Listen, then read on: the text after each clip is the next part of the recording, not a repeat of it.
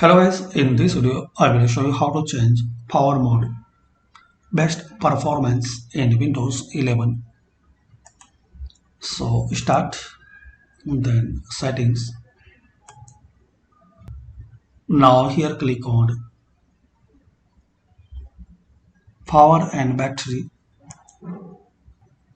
Now here you will see power mode. Optimize your device based on power use and performance. So click on this drop down and here you can select best performance, balanced and best power efficiency. So if you want to select this best performance, select here. Now close it and restart.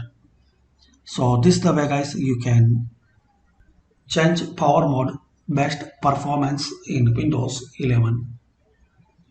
Thanks for watching and please comment this video useful for you or not.